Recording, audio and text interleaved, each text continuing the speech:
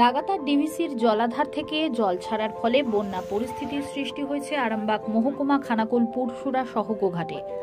বুধবার সেই পরিস্থিতি সরজমিনে খতিয়ে দেখতে পরিদর্শনে আসেন রাজ্যের মুখ্যমন্ত্রী। কেন্দ্রের বিরুদ্ধে ক্ষোভ উঠে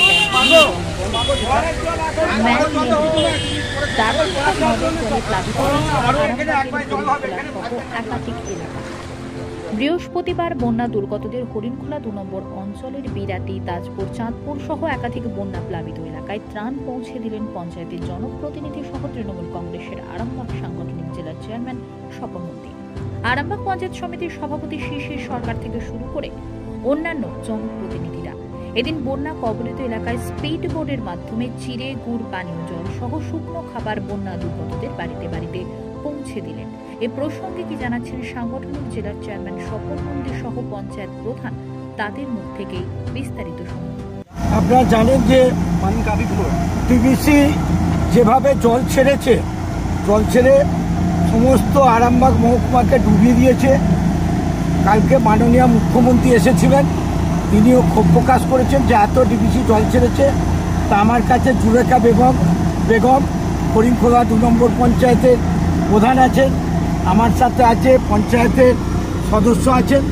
আমরা যে বন্যা দুর্গতদের বাড়ি বাড়ি যেয়ে আমরা পানীয় জল, আমরা চিড়ে, গুড়, বিস্কুট, শুকনো খাবার আমরা দিচ্ছি। আমাদের এতে পঞ্চায়েত সমিতির সভাপতি শিশির সরকার মহাশয় আছেন পঞ্চায়েত সমিতির কর্মাধ্যক্ষ মিতা বাগ আছেন, আমাদের পঞ্চায়েতের উপপ্রধান আমাদের কৃপাময় সামন্ত, আমাদের মইদুল থেকে আরম্ভ করে আমাদের সব সদস্যদের নিয়ে আমরা বাড়ি বাড়ি যে তারা তো ঘর থেকে বেরোতে পারছে না, কারণ ইলেকট্রিক জলেতে ইলেকট্রিক পোস্ট আছে, লাইনও নাই, ওই জন্যই জলের পাউচ, শুকনো খাবার আমরা দিতে যাচ্ছি। এবার দুপুরে স্কুলে তাদের সেই মিড ডে মিলের যেখানে রান্না হয় সেই খাবার নিয়ে দুপুরে আবার তাদের এই বোটে করেই খাবারও দেওয়া হবে।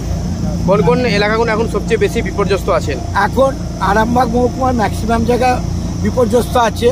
তাই এই হরিণখোলা ২ নম্বর পঞ্চায়েতে আমরা এখন আছি আরামবাগ, খানাকুল, পুরসুরো, গোঘাট, যাচ্ছে তাই অবস্থা একদম তারকেশ্বর, সব জায়গাতেই যেভাবে ডিভিসি জল ছেড়েছে, মানে আমরা ওই জন্য ডিভিসি ডোবানো, ভাসানো, চোবানো আমি আগে বলতাম, তাই সেই ডিভিসি এমন জল ছেড়েছে মানুষের জনজীবনকে একদম তাদের সেই যে কি অবস্থা হচ্ছে, আমরা ওই জন্যই তাদের বাড়ি বাড়ি তাদের জল খাবার আমরা দিতে যাচ্ছি।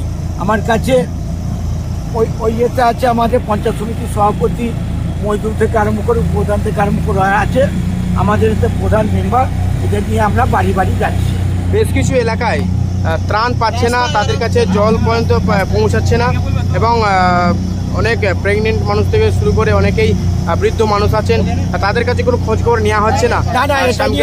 এটা নিয়ে আমাদের DM, SP, SDPO, additional SP, BDO থেকে আরম্ভ করে এসডিও থেকে আরম্ভ করে পঞ্চায়েত সমিতি, জেলা পরিষদ, সর্বস্তরের মানুষ, সব জনপ্রতিনিধিরা সকলে নেমে গেছে।